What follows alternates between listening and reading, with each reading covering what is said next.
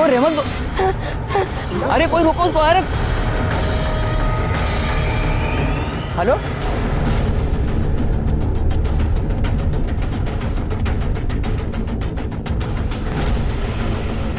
इसी का खून हुआ है। फोन किसने किया था? सब मैंने फोन किया था। इसका मतलब है खून तुम्हारे सामने हुआ? सब मेरे ही सामने नहीं, इन सबके सामने हुई है, सब थे वहाँ पे। हाँ साहब, और साहब न जाने क्या नफरत थी उस लड़की के दिल में। शायद इस लड़की को उस आदमी से काफी नफरत हुई होगी। इस आदमी ने कुछ उसके साथ जरूर बुरा बर्ताव किया है। वैसे भी उस लड़की का एक हाथ नहीं है। मोरे, लेकिन सवाल ये उठता है कि इस लड़की के पास चाकू कहाँ से आया? सर शायद उस लड़की ने प्लान करके ये मर्डर किया है। चाकू अपने साथ में ही लाई होगी, वरना ऐसे सुनसान सड़क पर उसे चाकू कहाँ मिलता है? अगर वो चाकू अपने साथ लाती तो हो सकता है वो आदमी चौकन्ना हो जाता, वो मर्डर कर ही नहीं पाती। आसपास के दुकानों में देखो, किसी सब्जी वाले या फ्रूट वाले का चाकू उठाया हुआ उसने। Okay sir.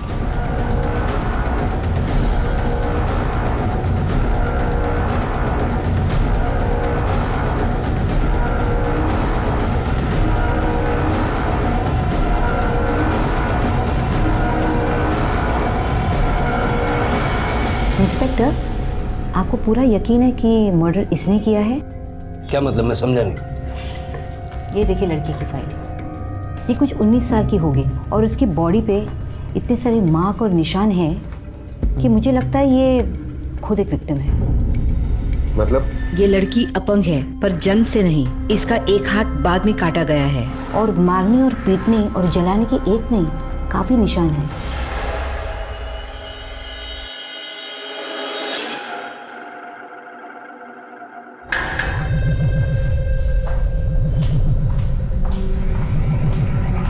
कौन हो तुम? कहाँ से आई हो? जिस आदमी को तुमने मारा वो कौन था और क्यों मारा तुमने उसे? देखो, चुप रहने से कोई फायदा नहीं। अगर तुम समझती हो कि चुप रहने से तुम बच जाओगी तो ऐसा नहीं होगा। इसलिए सब सच बताओ, हो सकता है हम तुम्हारी कोई मदद कर पाए। क्यों मारा तुमने उस आदमी को? बोलो। सर, पोस्टमार्टम रिपोर्ट आ गई है।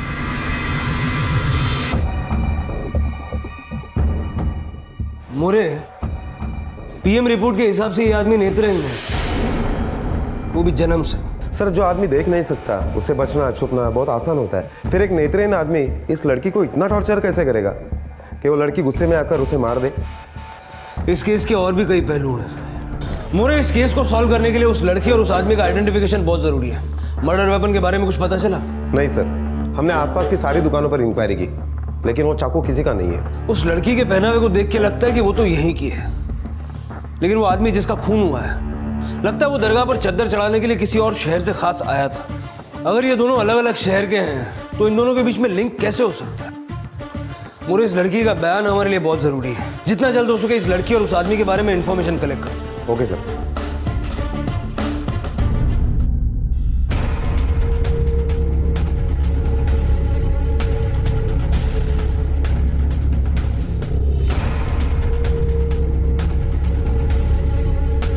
इसे पहचानते हो? नहीं साहब। और इसे? हाँ साहब, इसको तो जानता हूँ। अल्लाह के बड़े नेक बंदे हैं, हर साल यहाँ दरगाह पे आते हैं और फिर दिल खोलकर गरीबों को ज़कात देते हैं। कहाँ से आते हैं कुछ पता है? ये तो नहीं मालूम, बस इतना कह सकता हूँ कि बड़े दीन ईमान वाले हैं। बाकी तो साहब ये दरगाह है, यहाँ जो भी आते हैं सब अल्लाह के बंदे हैं। अब किसका घर और किसकी जात पूछेंगे? सर, हो सकता है कि यह आदमी शहर में कहीं बाहर से आया हो और अपनी प्राइवेट कार से आया हो। मोरे, टोल नाके का सीसीटीवी फुटेज चेक करो और सारे पुलिस स्टेशन में पता करो कोई मिसिंग कंप्लेंट दर्ज है क्या। Okay sir.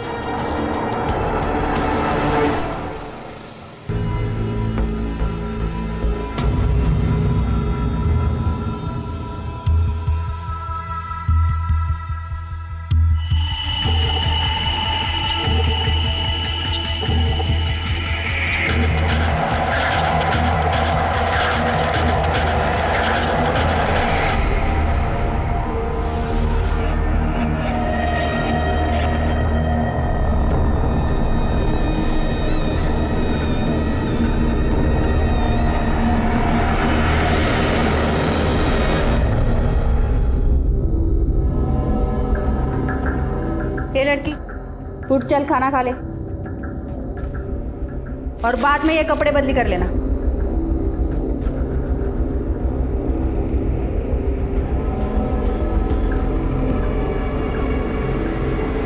अबिदा, उस्मान, बाहर आओ। कहाँ हो तुम दोनों के दोनों? बाहर आओ। अबिदा, उस्मान, अबिदा, उस्मान, कहाँ मर गए दोनों के दोनों? बाहर चले आओ। अम्मी क्या हुआ और आप इतनी घबराई हुई क्यों? अरे किसी ने मेरी जान लेने की कोशिश की।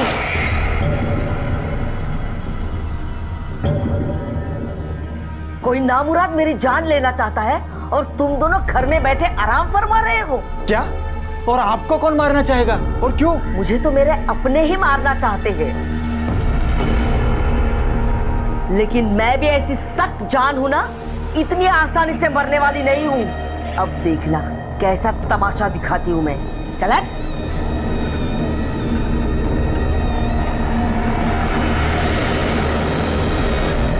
सर हमने टोल नाके पर भी पूछताछ की, लेकिन इस आदमी के बारे में कोई इन्फॉर्मेशन नहीं मिली। आसपास के पुलिस स्टेशन में भी कोई ऐसी मिसिंग कंप्लेंट नहीं है जिसे हम इस आदमी के साथ जोड़कर देख सके। इस आदमी की फोटो सब जगह सर्कुलेट कर दो, हो सकता है कोई पहचानने वाला मिले। ठीक है सर। हेलो, हाँ ठीक है, हम अभी आते हैं। सर हमारा एक खबरी है, पान वाला। हाँ साहब, ये लड़की देखा है मैं यहाँ से 2 गली आगे चकले पे देखा था उसे। वो क्या है ना साहब कि मैं भी कभी कभार वहाँ जाता है ना, इसलिए मैं सोच रहा था इसे कहीं ना कहीं तो देखा है साहब, पर मुझे अब भी जाके याद आया। तू भी उसका ग्राहक था क्या? अरे नहीं नहीं साहब, अरे वो कहाँ इस काम के लायक है। अरे वो तो बर्तन भांडी मांजती है वहाँ पे साहब, और कपड़े भी साफ करती है।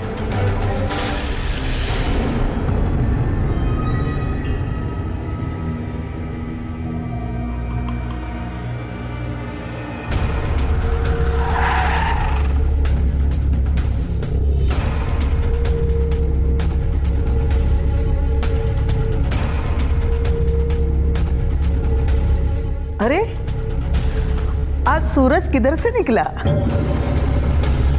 नहीं, आपका दर्शन हुआ। मैं इसे पहचानती हो?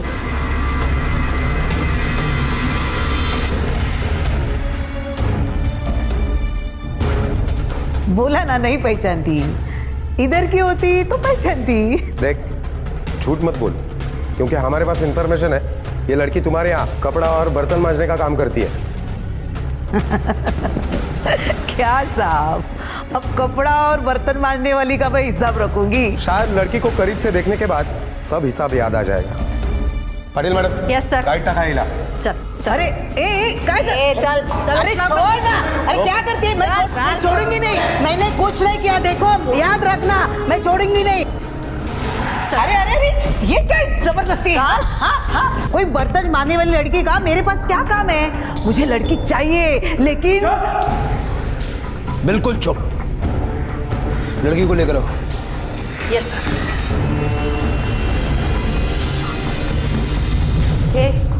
साहब ने बुलाया है तुझको। चल उठ चल। सुनाई नहीं दे रहा है क्या? चल, साहब ने बुलाया है तुझको। पाटिल, हिला उठवा। राजा साहब? कौन है राजा साहब? पता नहीं सर, लेकिन वो लड़की राजा साहब के अलावा कुछ बोल ही नहीं रही है। तुम जानती हो राजा साहब कौन है? राजा साहब?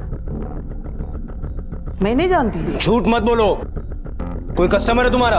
अरे साहब, हमारे यहाँ आने वाले कस्टमर खुद को राजा ही समझते हैं, और 2 घोट अंदर गई ना तो राजा साहब बन जाते हैं। तो तुम नहीं जानती? नहीं। जाओ, अगली बार मुझे तमाशा नहीं चाहिए।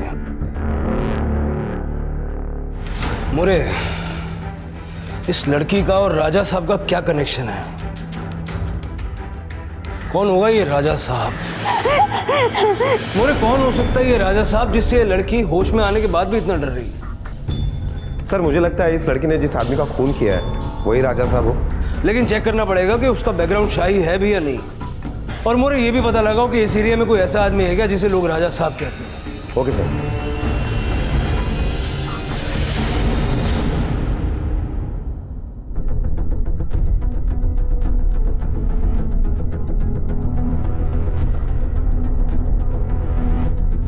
तो आप हैं राजा साहब? इंस्पेक्टर साहब, राजा तो मेरे पूर्वज हुआ करते थे। यहाँ पर उन्हीं का राज्य था। फिर देश आज़ाद हुआ और हमसे हमारा राजपाट छीन लिया गया, और राजा और रंग सब एक हो गए। ये तो जनता है जो आज भी हमें इज्जत से और प्यार से राजा साहब बुलाती है। कुछ लोग डर से भी आपको राजा साहब बुलाते होंगे। इस लड़की को जानते हैं आप? कौन है ये लड़की और आप इसके बारे में मुझसे क्या जानना चाहते हैं? ये लड़की भी आपकी भोली प्रजा की तरह है, रात दिन डर से कांपती हुई बस आपका ही नाम जपती है। हो ही नहीं सकता। मैं भी 1 साल पहले यहाँ इंडिया में शिफ्ट हुआ हूँ, वो भी अपने पिताजी के देहांत के बाद। पिछले 15 साल से मैं यूएस में था। You can check my record. मैं इस लड़की को नहीं जानता।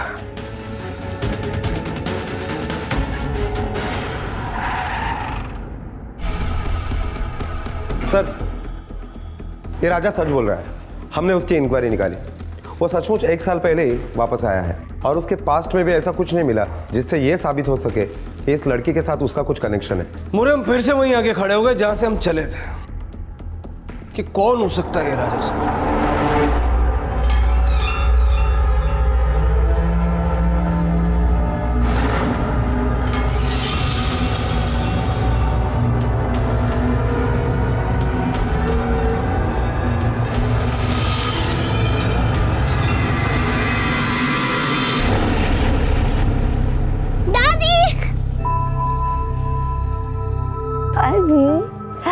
तुम हो?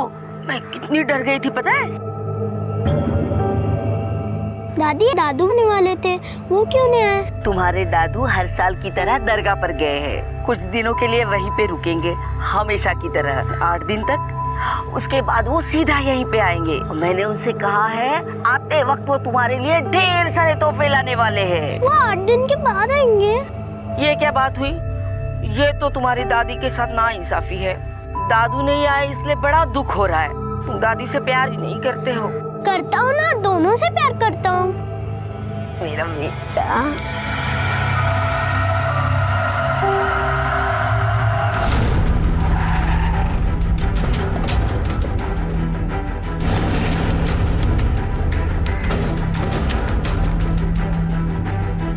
क्या कहा डॉक्टर? सर, डॉक्टर ने कहा कि इसकी दिमागी हालत ठीक नहीं है। कुछ तो ऐसा हुआ है इसकी जिंदगी में जिसका असर आज तक इसके दिमाग में है। पर ये राजा साहिब नाम का आदमी है भी या नहीं ये कहना मुश्किल है। और अगर है तो इसका और उसका क्या रिलेशन है ये पता लगाना होगा। ठीक है, ले जाओ इसको।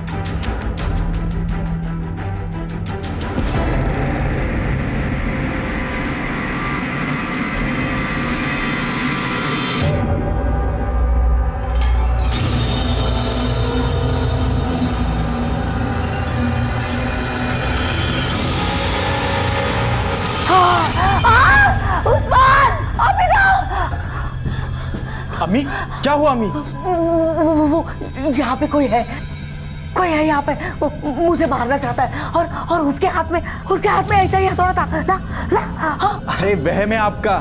मैं तो कबर्ड रिपेयर कर रहा था इसलिए हथौड़ा हाथ में लिया था। अम्मी, आप दिन में भी सपने देखने लगी है। इतने भी वहम मत पालिए कि लोग तुम लोग मुझे पागल साबित करने की कोशिश कर रहे हो। ये मेरा वहम नहीं है। मैंने जो देखा, मैंने जो महसूस किया वही मैं तुम्हें बताना चाहती थी। लेकिन तुम लोग तो कहीं ऐसा तो नहीं कि तुम दोनों जानबूझकर नासमझ बन रहे हो? मुझे पूरा यकीन है तुम दोनों ही मुझे मारने की कोशिशें कर रहे हो।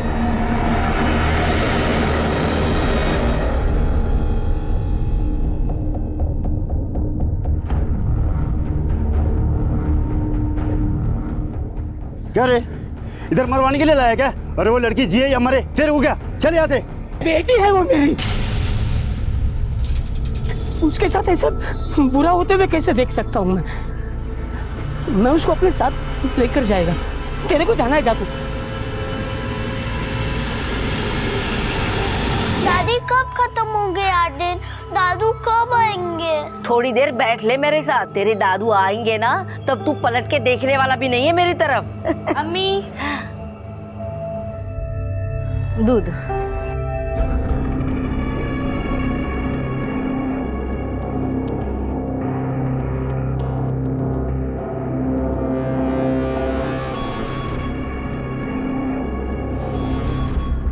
सिर्फ दूध ही है ना? क्या मतलब? और क्या हो सकता है?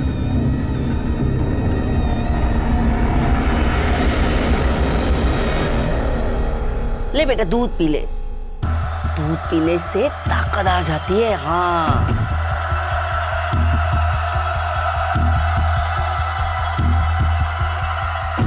कुछ हो रहा है?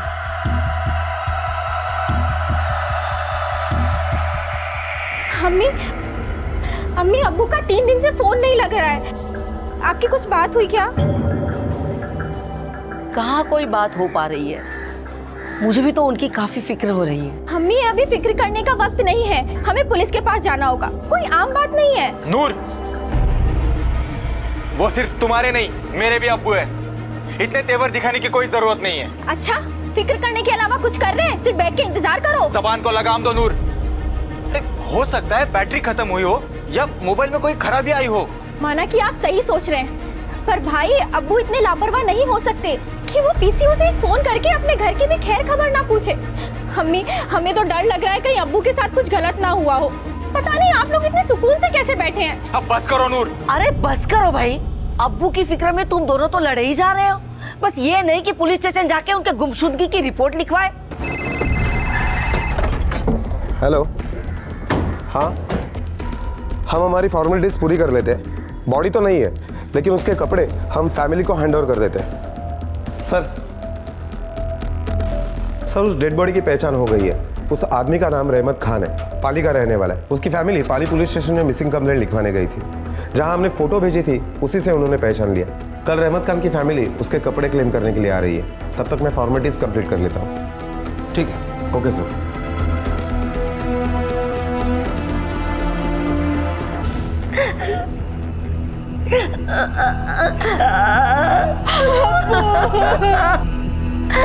किसने मारा इंस्पेक्टर साहब इन्हें? कैसे हो गया इंस्पेक्टर साहब? या अल्लाह, संभालो अपने आप को। देखिए मैं आपका दुख समझता हूँ, लेकिन कुछ सवाल हैं जो जरूरी हैं पूछने होंगे। किसी से कोई दुश्मनी थी उनकी? कैसी दुश्मनी साहब, उन्होंने तो कभी किसी के साथ ऊंची आवाज में बात तक नहीं की। खुदा का नेक बंदा था मेरा शौहर। मेरे साथ चलिए, किसी से मिलवाना आपको।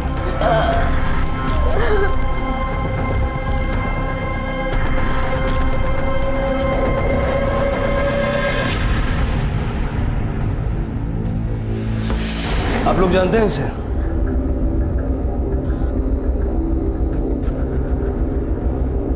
नहीं साहब, इसे तो हमने पहले कभी देखा भी नहीं। नहीं साहब, हम नहीं जानते इसे।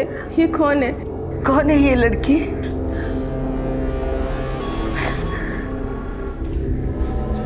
सुनो, इन्हें जानती हो तुम?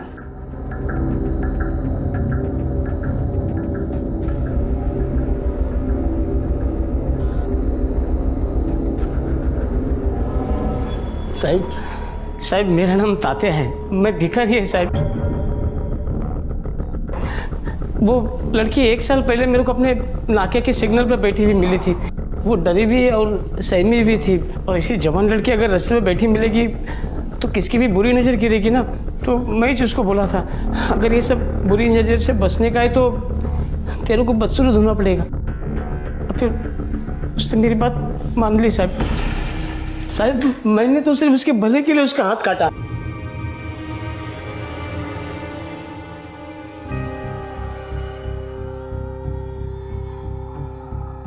तात्या,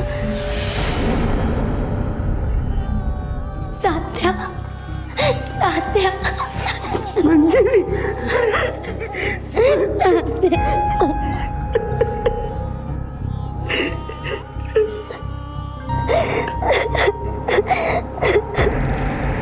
1 साल तेरे साथ थी ना, कभी बताया कौन है, कहाँ से आई है? उसका नाम मंजीरी है साहब, बस यही बोला, बाकी कुछ भी नहीं बोला साहब। वो 1 साल से तेरे साथ है और तुझे कुछ भी नहीं बताया? सिर्फ नाम बताया? हाँ साहब, बस उतना ही बोला। मेरे को लगता है साहब वो मेरे एरिया में जो जवान लड़के लोग का चकला है ना, वो वहाँ से आई होगी साहब। हमने वहाँ पूछताछ की, वो वहाँ से नहीं है। वो काहे को सच बोलेंगे साहब, इधर की चाहिए करके, उनको पुलिस का लफड़ा थोड़ी मंगता है। वो डरी भी और सहमी भी थी, आदमी का हाथ लगते ही वो चीखती थी, और सब नींद में भी वो राजा साहब करके चिल्लाती थी। मेरे को तो वो उधर की लगती है। मोरे, उस लड़की और दात्या का रिश्ता बाप बेटी का था, ये तो साबित हो गया, लेकिन उसकी बॉडी पे जो जलने और चोट के निशान है वो उस राजा साहब की देन है। तुमने रहमत खान के बारे में पता किया? कहीं उससे तो कोई राजा साहब कह के नहीं बुलाता था? सर मैंने पूछताछ की, लेकिन रहमत खान और राजा साहब के बीच में कोई लिंक नहीं है। एक काम करो, इस लड़की की फोटो न्यूज़पेपर में छपवाओ, हो सकता है कोई उसे पहचान ले। और इस रहमत की फैमिली के बारे में भी जरा पता करो, रहमत की मौत से उनको सदमा पहुंचा भी है या कोई नौटंकी कर रहे हैं? सर पीएम रिपोर्ट के मुताबिक जिस वक्त रहमत खान की मौत हुई उस वक्त उसके घर वालों का मोबाइल लोकेशन घर का ही दिखाई दे रहा है। मतलब हम घूम फिर के वहीं आ गए। मेरे एरिया में जो जवान लड़की लोग का चकला है ना, वो वहाँ से आई होगी शायद। सर तात्या ने कहा था कि वो लड़की चकले से आई थी। मुझे लगता है हमें उस चकले की मालकिन को उठाना चाहिए और अपने तरीके से पूछताछ करनी चाहिए। मोरे, इस बार चकले की मालकिन को नहीं, वहाँ की लड़कियों को उठाओ, वही हमें बताएंगी कि मंजरी वहाँ थी या नहीं। नहीं साहब, हम लोग कुछ नहीं जानते इस लड़की के बारे में। थी साहब, वो भी हम सबके साथ उधर ही थी। फिर वो कुछ दिन बाद भाग गई और जब मिली तो उसका एक हाथ भी कटा था साहब। आंटी के इसके भागने से बहुत हट गई थी साहब। वो उसको और दूसरी लड़कियों को सबक सिखाने को उसको झाड़ू पोछे के काम पे लगाई थी साहब। हाँ साहब, मेरे पास ही थी। अगर खूबसूरत लड़की भागेगी तो हम उठाएंगे ना, लेकिन देखा तो उसका हाथ कटा हुआ था और हमारे धंधे में लंगड़े घुड़ी का क्या फायदा है, इसलिए मैंने उसको छोटा मोटा काम पे लगा दिया। 1 साल बराबर काम किया उसने, लेकिन अचानक से क्या हुआ पता नहीं, भाग गई। बाद में मैंने उसको पुलिस स्टेशन में देखा। तो पहले पूछा तब झूठ क्यों बोली? धंधे पाने का सोचना पड़ता है ना साहब, ये मर्डर केस में नहीं पढ़ने का था मुझे। वो कोर्ट कचहरी। अब की बार अगर झूठ बोला ना बहुत महंगा पड़ेगा। पूरा सच बोल रही है साहब, अब झूठ बोल के नहीं फंसने का मुझे।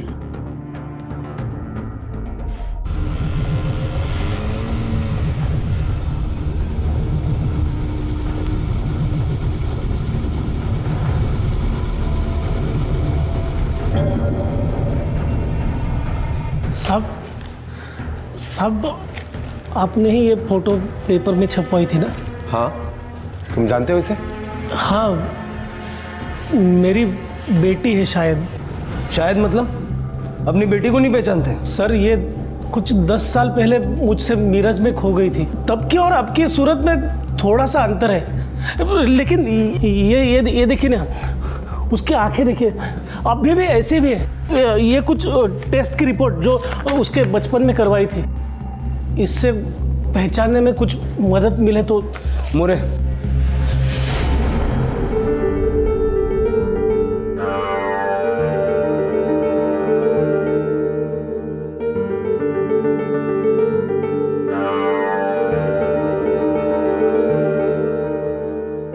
मंजरी, मंजरी माझी पोर कहाँ गई थी तू बेटी? मंजरी, मंजरी, मैं तेरा बाबा हूँ, बाबा। देख मुझे मंजरी। तू तो कह रहा था कि तू उस लड़की का बाप है, लेकिन वो लड़की तो तुझे पहचानती भी नहीं है। साहब मैंने आपको बताया तो वो बहुत छोटी थी जब मीरज में खो गई थी, शायद भूल गई हो। अगर तू उसका बाप है तो उसकी बॉडी पे जो जलने और कटने के निशान है वो तेरी वजह से है। साहब जब उसकी माँ मर गई तो वो बहुत छोटी थी, मेरे पास से तो 10 साल की थी तभी खो गई थी। पता नहीं उसके बाद किसने उसकी ये हालत की, और उसी हालत की वजह से एक दिन घर से भाग गई। साहब इतनी लापरवाही की अपनी बच्ची के साथ कि घर से भाग गई? नहीं साहब, मंजरी मेरी एकलौती औलाद है। अगर मैं ऐसा करता तो इतने साल बाद उसे यहाँ छुड़ाने क्यों आता? मैं मेरे बच्चे से नफरत नहीं, बहुत प्यार करता हूँ साहब, बहुत प्यार करता हूँ। मेरा विश्वास कीजिए साहब, मेरा विश्वास कीजिए साहब। मेरी बेटी किसी का खून नहीं कर सकती। अगर ऐसा हुआ है तो उसने अपनी दिमागी हालत की वजह से किया होगा। मैं कोर्ट में ये साबित करके रहूंगा, अपनी बच्चे से खुद को अभी दूर नहीं जाने दूंगा। सही करा। मंजरी को लेकर आओ। मंजरी बेटा डर मत, मैं हूं ना तेरे साथ। चल अब घर चलते हैं, चल चल बेटा। मोरे, अब तक हम इस लड़की की पहचान और परिवार को ढूंढ रहे थे, लेकिन जब अब मिल गया है तो पता नहीं क्यों ऐसा लग रहा है कि कुछ गलत हो रहा है। मोरे, उस चकले वाली आंटी से पूछो कि मंजरी वहां कैसे पहुंची। अगर ये कड़ी जुड़ गई तो पता चल जाएगा कि मंजरी का उसके बाप के साथ रिश्ता कैसा है। Okay sir. साहब, मैं ईमानदारी से धंधा चलाती हूँ, किसी के ऊपर जोर जबरदस्ती नहीं करती। रोकड़ा दिया था मैंने और खरीदा था उसको। इसने बेचा था? नहीं, हमारे कस्टमर है शांताराम, उसने भेजा था। उसका एड्रेस, फोन नंबर कुछ है तुम्हारे पास?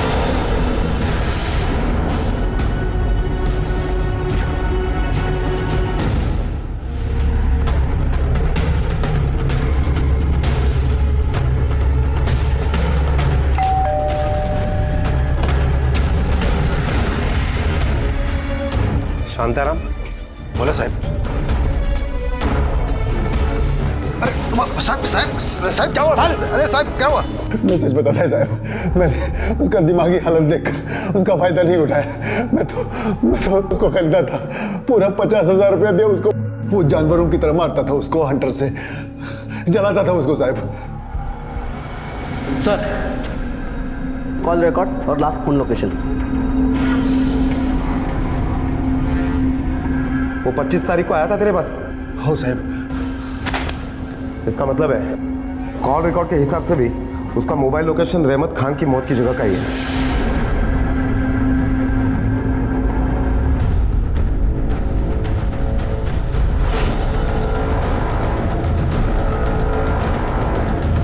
मरना उससे नहीं, तुझे पड़ेगा।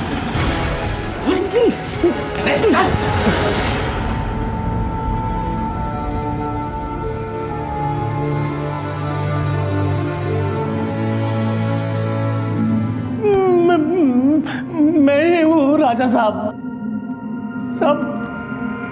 नौटंकी के कपड़े भाड़े पे देने का मेरा काम था। मंजरी जब छोटी थी तब मैं उसे बहुत मारता था। चकले पे भी मैं उसका हालचाल देखने नहीं गया था, उसको मारने ही गया था, लेकिन उसने मुझको देखा, वो वहां से भाग गई। मैं उसका पीछा कर रहा था, उससे थोड़ी ही दूर था। इसका मतलब मंजीरी ने रहमत को नहीं मारा? नहीं साहब, मैं किसी को नहीं मारी। वो तो आंटी के उधर मैंने मेरे बाप को देखा और वहाँ से भाग गई। जब दरगाह के उधर पहुँची तो एक औरत एक आदमी को चाकू मार रही थी। लेकिन लोगों ने तो तुम्हें देखा था उसे चाकू से मारते हुए। नहीं साहब। तुमने उस औरत का चेहरा देखा था जिसने खून किया? हाँ साहब। उसे पहचान सकती हो? हाँ साहब, उस दिन उसके घर वाले आए थे, उनमें ही वो भी थी।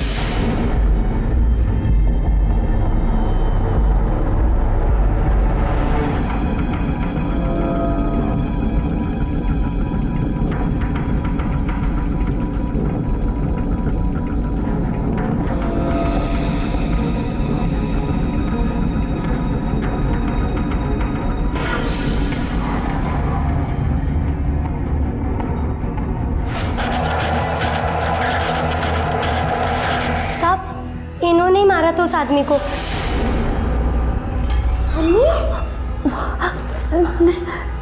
ए लड़की, क्यों झूठ बोल रही है तू? साहब, मैं क्यों मारूंगी अपने शोहर को? ये लड़की झूठ बोल रही है साहब। नहीं साहब, यही थी वो। साहब, वो मेरे शोहर थे साहब, मैं उन्हें कैसे मारूंगी? उल्टा यहाँ मेरी जान आफत में फंसी हुई है। आए दिन मुझ पर हमले होते रहते हैं। कौन करवाता है तुम पे हमले और क्यों?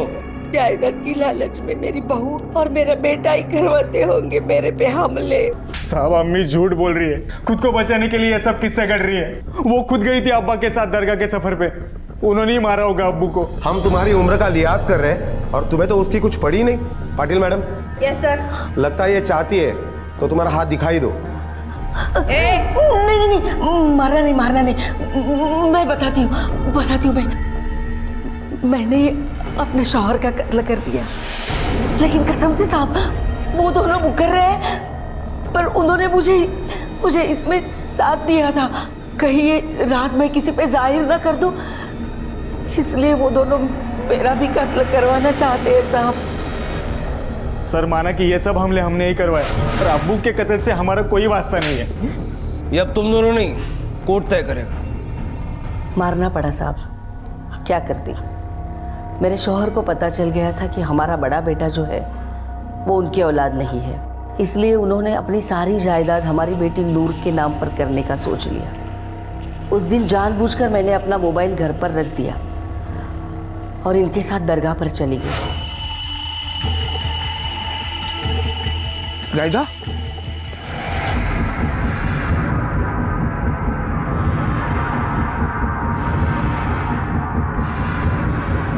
जुर्म अपनी कहानी खुद बयान करता है। रहमत को तो इंसाफ मिला ही, साथ ही उस बच्ची को भी इतने सालों बाद न्याय मिला, जिसने अपनी सारी जिंदगी तुम जैसे वैश्य लोगों की वजह से दुखों में काटा। अपनी आंखों से ना देख पाने का रहमत को ये पहला और आखिरी सुकून होगा कि वो इस दुख को जाने बगैर इस दुनिया से रुखसत हुआ कि उसे कब्र तक पहुंचाने वाले उसके अपने ही थे। जाहिदा को रहमत के कत्ल के लिए, उस्मान और आबिदा को रहमत के कत्ल की साजिश और जाहिदा पर जानलेवा हमलों के लिए, और राजेश को मंजरी पर अत्याचार के लिए आईपीसी की अलग अलग धाराओं के तहत गिरफ्तार किया गया है। अपराध का रास्ता सिर्फ और सिर्फ कानून की गिरफ्त तक लेकर जाता है, और ये एक नहीं बल्कि कई जिंदगियां तबाह करता है। अब मैं अनूप सोनी आपसे विदा लेता हूं, फिर मुलाकात होगी अगले एपिसोड में एक और चौंका देने वाले केस के साथ। तब तक अपना और अपने परिवार का ख्याल रखें और देखते रहें क्राइम पेट्रोल डायल 100। सबक एक को सीख हम सबको। जय हिंद।